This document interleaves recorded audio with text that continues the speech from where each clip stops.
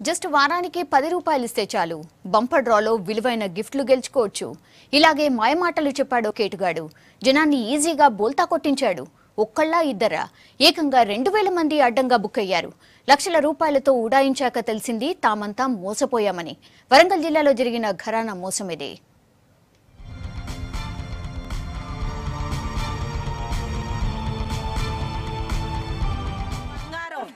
4 తులాల ఎండి, డేకోల మంచం, బీర్వా, కుక్కర్లు ఏమైనా ఇంకా వెళ్ళలేదు. ఏమైనా అంటే మీకెళ్ళలేదని చిన్న చిన్న వస్తువులు ఒక్కరికో ఇద్దరికో మా వాడకెళ్ళ తీసిండు.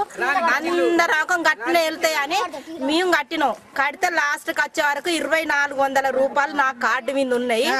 ఆ కార్డు లెక్క చేసి అన్నాడు కదా, మంగళవారం నాడు రాని నెక్కొండకు మీకు బీరువాలు తెస్తానన్నాడు. 10 రూపాయలు కడితే వెండి బంగారం నగలే కాదు, బీరువాలు, కుక్కర్లు, ఫ్రిడ్జ్లు, కలర్ టీవీలు ఇస్తానంటూ రంగుల ప్రపంచాన్ని చూపించాడో మాయగాడు. వరంగల్ జిల్లా నెక్కొండ మండలంలో పావని ఎంటర్ప్రైజెస్ పేరుతో రాజు అనే వ్యక్తి ఏకంగా 2000 మందికి టోకరా పెట్టాడు. ఒక్కొక్కరి దగ్గర 2000 రూపాయల చొప్పున దాదాపు 40 లక్షలు వసూలు చేశాడు. అన్నాడు, పోలీసులు అన్నాడు, సైకిల్ అన్నాడు. ఇక నెక్కొండ కాడ నేను ఉంటానా, నేను తెచ్చిస్తా అని చెప్పిండు. చెప్తే ఇక ఎవరు తెలియకుండా తీసుకెళ్లి కట్టినాం. నెలకు వారం కూలి చేసి ఫస్ట్ కాంచి 10 పెట్టినాం. వారం 3 వారాలు రాలే. లాస్ట్ కు రాకుంటే మేము అన్న కదా ఆఫీసులో తోలుతా అన్నట్టు అయింది వాని పని. బంగారం ఇస్తారన్నాడు వాడు. లక్షల్లో డబ్బులు మూటగట్టుకున్న రాజు ఇప్పుడు నెక్కొండలో నెల రోజులుగా ఆఫీసే తెరవడం లేదు. పైగా మనిషి కూడా కనిపించకపోవడంతో డబ్బులు కట్టిన వాళ్లంతా తాము మోసపోయామని తెలుసుకున్నారు. చేసేది లేక పోలీసులను ఆశ్రయించారు బాధితులు. మోసం చేసి వాడు 1800 రూపాయలు పట్టుకొని పోయిండు.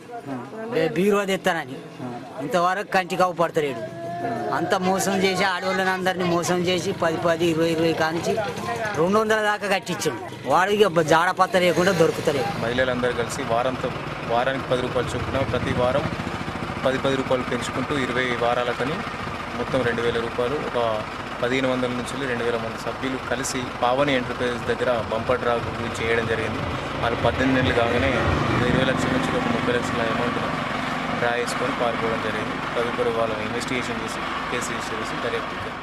బోగస్ సంస్థలను నమ్మి మోసపోవద్దని పోలీసులు చెబుతున్నారు. ప్రైవేటు చిట్టీలు, లాటరీలు, స్కీంలపై నిషేధం ఉన్నందున అలాంటివి నడిపే వాళ్లపై కఠిన చర్యలు తీసుకుంటామని హెచ్చరిస్తున్నారు.